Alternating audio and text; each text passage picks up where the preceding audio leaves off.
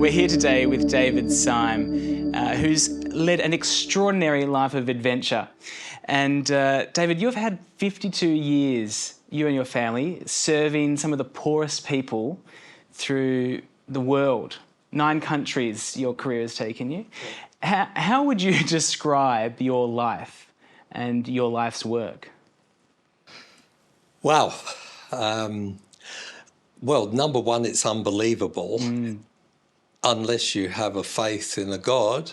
That is my conviction, that God has been part of our life for so long and in and through all of those activities. So when over the last 2 years, coming to my 80th birthday, I've been trying to capture that whole life, and I've never journaled, but I have a good memory of things that have happened, and so I decided that I wanted to really analyze our life together as a family in so many different places and at different times, and to see where God came into that. Now that may sound strange for a missionary and a pastor to say, yes. But nonetheless, I think our life has moved around the world and in different scenarios and different settings. And I don't think that we always saw it immediately as God was planning and directing all of this. As I look back now, I can see a kind of a synchronization across the years where absolutely God was in there every step of the way. But it wasn't always self-evident to us when we were young. We went to the mission field for the first time. We were all alone. We didn't have other people to guide us. We were just with the community. And so in that setting, we learned a lot. And God was very good to us. And so here we are at the end of the journey almost. And you've written your journey into a book. Yes, I've been writing 2 books actually. One I wrote for a more secular audience, which has a lot of stories in it from various times and places. It's important what we're discussing, that what I describe in many of the stories, they took place a long time ago. Right. And in places like Africa and Asia, those have all changed today. So what happened with us there as a nurse and a wife who was a secretary, and then later on I became a pastor, but I always kept my medical work and my pastoral work together as a blended ministry. So that has been something that's been really good for us. We've learnt and we've been able to look and see the progression of God's planning and revealing himself to us through all of these things that took place.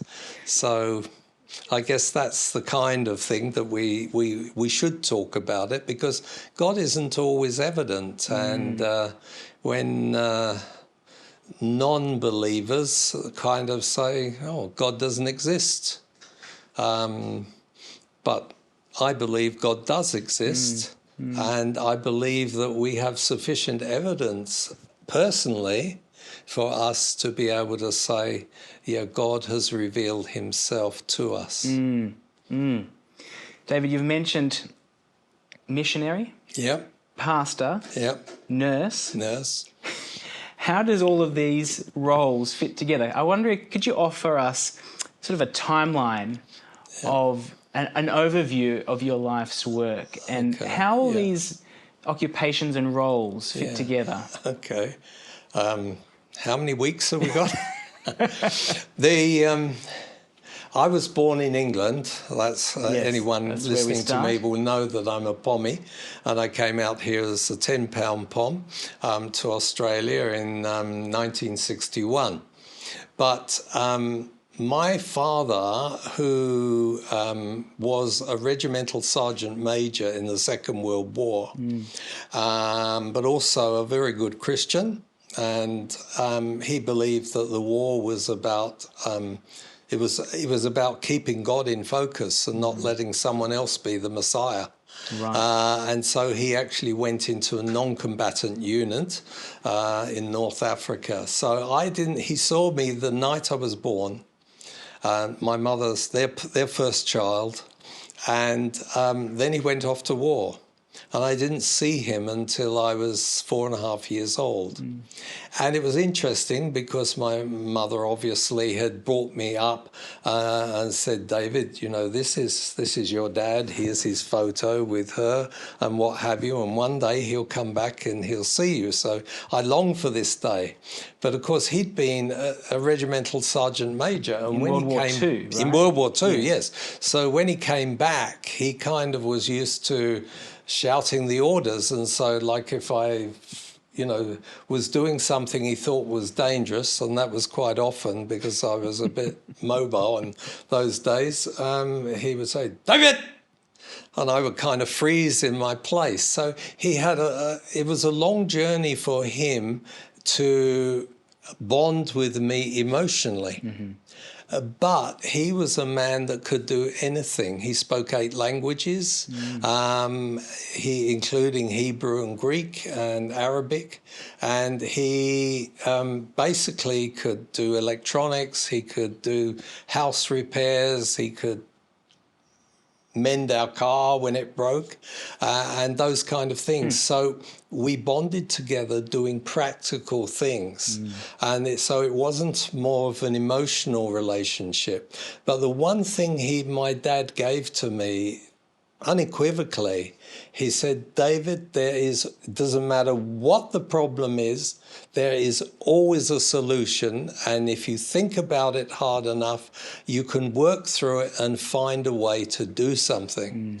So when we went out, I was a trained registered nurse, and I had advanced training in eye, ear, nose and throat and tropical medicine. When we went out to Ethiopia for the first time, we went out, Elizabeth, my Queensland wife that I met 3 weeks after I arrived in Australia. And so we went out. You said you arrived in 1961, so that was 66. So I'd finished my training and my postgrad training. Right. So basically, we felt that we should be missionaries. Right. I have to be honest and say I don't think we realised what missionaries really were at that stage. But we wanted to be useful. We wanted to do something for other people. And when we went out to Ethiopia, after a short kind of training period at a hospital there that was run by the church, we were sent to pioneer a mission station high in the mountains of western, what is now called Oromia in Ethiopia. Beautiful place, absolutely breathtaking, wonderful climate. But the people at that time, and this was pre-communism, it was a feudal nation. And so there were feudal lords looking after everything, owned all the land, and the people were serfs. So they were extremely poor. And we arrived there, we were cut off by the rainy season for 4 to 5 months of the year, couldn't go anywhere except by helicopter or mule. And basically no other white person anywhere. And then on top of that, my limited medical capacity was really challenged by the local people because the nearest doctor was 150 kilometers away and it wasn't realistic for them to get help. So I got thrown into situations where there wasn't an immediate answer. And I couldn't say to someone, I'm not a midwife, so I can't do a child delivery, or I can't do this because, that's someone else's work to do. I had to get in and find ways of doing things. And I think that started then our life, so anything was possible. Right. So we didn't have a roadmap. There wasn't a clear plan of what we were going to do. And when we went there, Elizabeth was 5 months pregnant. And so that was another whole experience that took place. But what it did do, it forced us to learn the language. And so we learned the local language, 2 languages, in fact. And in that setting, then we became part of the community. Right. And you're at this stage, at this point in your story, you and Elizabeth are how old? 24. 24 years old. Yeah. In this remote part of Ethiopia. Exactly, yes. The only medical expertise in the region. Exactly, Yeah. exactly that. Right. And so, but as we get into the discussion, you'll probably understand why some of those big things became possible. So for me, it wasn't the case, I can only do this, or I'm only here to do this. It was about becoming part of the local community, understanding their language, understanding their culture, the way they did things. Many of them were animist at that time, not Christian. And so we gradually learnt and felt our way, and we were part of the community. When someone died, we cried at the funeral with them. When a baby was born, and I delivered quite a few, including 2 of my own. You know, in that setting, we were all part of the family. When Elizabeth was pregnant, the women used to bring her greens because they have iron in them, and that's what they did in their culture. And we were happy to take those greens, and Elizabeth used to eat them, as I did too. But you know, they cared for us, and we felt totally safe, and started working in that environment. Including yourself into that local community. Yeah. Was that something that you were trained as missionaries to do, or is that something that came about just by necessity? Look, in these days, they have what they call Mission Institute, and people go for a couple of months, and I've actually taught at Mission Institutes in the US. But at that stage, no, there was nothing like that. There was no language training. We were just there, and there was the clinic. It was a nice clinic built by the Swedish government for the Adventist mission, and it was a matter of get on with the job. And so we did. And the road was so bad that we rarely saw anyone from the office or visitors from overseas. And we just had to make our own decisions, praying about them, certainly. And as I look back now, we almost can't believe what we have been through. And then, of course, as we grew in our capacity, we saw that when you're dealing with poverty, you're not just dealing by making sure they've got enough food or giving them things. It's about training them. It's about giving them skills to support their own families and what have you. It's about sensible health, you know, and the ways they think. For instance, they wouldn't give children eggs. At that stage, in that culture, they didn't like to give them chicken eggs because they thought it was bad for children to have that. So you got protein malnutrition, and that had to be dealt with. So I started then to not just be a nurse come doctor, and Elizabeth, of course, had to run the clinic when I was away. So I'd have to go away. She had no nurse training, but she's delivered babies, she's treated people, she ran the clinic. She had a special book called a Merck Manual, and it had all the diagnostics in it, and she used to pray, open it, read it, and then say, I think this is what the patient's got, and then she'd give them the treatments. So this is your early 20s. Yeah. How long did you stay in Ethiopia? 9 years. 9 years. 9 years. And you had 3 children. 3 children during that time, all born in Ethiopia. From Ethiopia, where does life take you? From Ethiopia, we got to a point where it was our children, until in the first 6 years, knew nothing but playing with African children. So that was perfectly natural. Their biggest shock was when, after 6 years, I had noticed that the people were very religious. And I say that even about animist people. I'm not talking about Christianity here. I say that people believed in a God. Yes. Now, that may have been the god of the mountain or the spring or the river, but then there were others who were Muslim and believed in Allah, and then there were some Christians, a few, but very few at that stage. Today, that is all very different and has changed. But in that setting, I felt that I had the medical background and capacity and had developed it, but at the same time, I didn't understand why they came to the clinic and said, please pray for us. We don't want medicine, we want prayer. And in those days, I didn't understand that at all. I said, no, you need medicine. You know, God's given us the way to make medicine. Here's medicine, you should take it. So it's not so much the prayer.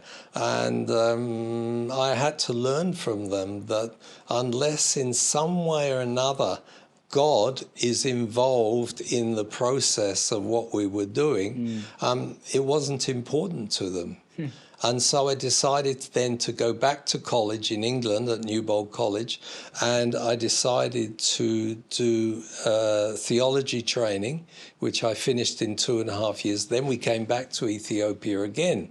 And then the church moved us to a different place, and they said, all right, you can be the district leader of the churches in this place. You can be the clinic and, director, and also you can be the famine and relief director, because there was a huge drought going on at that time. Yeah, what time period is this? That was in 1975. So I came back in 75. That was a big year in Ethiopia, because at that time Haile Selassie, the emperor, had been deposed, and then he was murdered. And the communist-led government came into being. So it was a time, in their language, they call it, or in Amharic at least, it's called the Kai Shibir, and that meant the bloody purge. And literally they were killing students who were resisting and what have you. And it was a very bad time. Probably at least 500,000 people were killed in the country during that time. But we went through that. And God took us through those moments. And we never really felt in danger, ourselves, because we knew God was there. But I couldn't describe exactly how he operated in all of these affairs, because you can't say, oh, yeah, we prayed and God helped us get to the end of the journey without an accident, because sometimes accidents happen. In Ethiopia, it was usually getting stuck in a river or digging yourself out of a massive mud hole, in the mountains. There is suffering along with, in a way, but we didn't even think of it as suffering. It was just part of the job, and we were there to do it. So we kind of expanded all the time, and I after Ethiopia, I decided that I would go and get a master's degree from Andrews Loma Linda, and California. we went to California? Yeah, California. That was in 1981. And from there, I got my master's degree in international public health. And then we came back to Africa. But as we were coming back to Africa, the General Conference had said to us, we'd like you to come think about coming over here and working with Seventh-day Adventist World Service, that was the precursor of ADRA today. The Adventist Development Relief And we Agency. said, no, we're going back to Africa. Africa's our home. We want to be there. So we got back to Africa. We were picked up at the airport by another missionary, and he said, you're going to Washington, we hear. And we said, no, we're not. And he said, oh, yes. He said, they voted, your release to Washington, and we hadn't even accepted a call. But anyway, the upshot of it was that the lovely Ugandan president of the union said to us, he said, David and Elizabeth, we know you love Africa. We know you want to be here, but he said, maybe you can help ADRA more by being where they are taking you to. Right. And so with that, that to me was wisdom coming from him. And so we accepted and we went over there. So I was there at the birth of ADRA, and I did a good piece, by God's grace, of the setup and training of ADRA across the world in all the divisions to actually get it going. So it's kind of... I'm one of those who claim ownership to ADRA in a fairly strong way. Right, right. And so then there in the US, is that where your career, your life's work culminates? No, it doesn't. Because after 6 years of doing and setting up ADRA and what have you, I felt it was too far away from that which we love, which was grassroots. And so we went... we accepted a call, and I went out as a regional director of ADRA for West Africa. So then we lived in Ivory Coast, or Côte d'Ivoire is the proper name, in French-speaking country, and I had to start working on my schoolboy French, which was quite a challenge. And so we basically then did that for 7 years, and then I was called back with the family. Well, our family by that time had grown up and they were in college. But we went to, I was called to Global Mission in the General Conference. And that I did for a year and a half. And then ADRA came up and said, we want you back here. So I was at one... Here in Australia? Yeah, no, in Washington. Oh, I see, so I was then one of the vice presidents of ADRA International. But my mum was getting old. We'd been away 32 years. And Africa taught us, and time again, your parents are sacred to you. You have to put them first in your life. And my father had died in a tragedy in New Zealand. He was the principal of Longbourn College. And my mum was there, and she'd been very patiently writing every week to us wherever we were in the world. Wow. And but it was time for us to come home, and so I became the CEO of ADRA Australia. And then we finished I retired in 1994. No, not 94. We came home in 98, and I was there 6 years and retired in 2004, July. And we were unpacking in our new home, and the telephone rang, and it was ADRA. And they said, we'd like you in Johannesburg by Monday. So we left all the unpacking, got on a plane. That was a Wednesday. We bought tickets and we were in Johannesburg by Monday. And they said, it's only a month. And it was 18 months in the end, so we were there. Then we got home and started unpacking again. Telephone rang.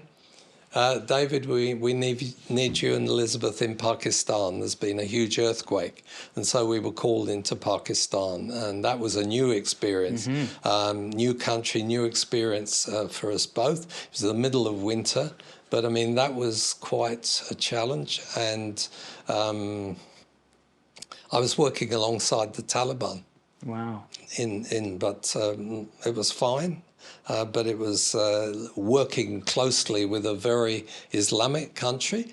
As long as you respect their religion and what have you, you can talk about God. You can share with them as a Christian. We had no problems whatsoever. Even they invited us back to their houses, and they would ask me to pray over the food, and we'd eat together and that. So that was another kind of growth. Along the way, we'd been picking up different things.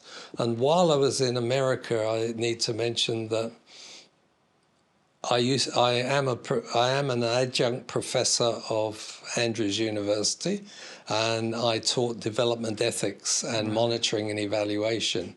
So I'm not doing it now, but in that time I was. And so I love training, because you're saying, it's not about me as a missionary. You know, my time will come, and when God wants me to go, I'll go. But it's about, what do you leave behind? What's the capacity of the people on the ground to actually do the job? And that's been a major focus of ADRA, and still is in the ADRA organisation, because it isn't about just going and doing something while people sit under a coconut tree and watch you. It's actually about getting them involved and engaged, empowering them, and particularly empowering women. Which David, is, you know, I think as I hear your life story and all that God has led you through is incredible. And I look forward to hearing, as this conversation unfolds in the episodes to come, stories of miracles and lessons that you've learned through your career, through the communities, the countries and the cultures that you've been a part of. I can see now, looking back, I can see the hand of God, the grace of God in our whole life journey. And, you know, so ultimately it's there, and there's some interesting stories. I just maybe finish with the communist revolution in Ethiopia. I was at an evangelistic campaign. And a young Marxist-trained Ethiopian shouted at the preacher and said, "God doesn't exist. God is dead. Show me God, and then I'll believe." And the speaker was a Pastor Jack Sequeira, a wonderful man of God. And Jack said to him, he said, "I can't show you God, but he exists, because he has touched my life." And I think that saying kind of brings together our life as well, and why I've written this book, because I can say God does exist, because he's touched our lives in so many different ways. And not all of them are miraculous or what have you, but there's something happening there in that whole sequence of events over our whole lives that tells me that God is very real, and he does reveal himself to us. So that's the basis of what I'm trying to write. David, thank you. This is fantastic. Pleasure. And stay with us as the story continues.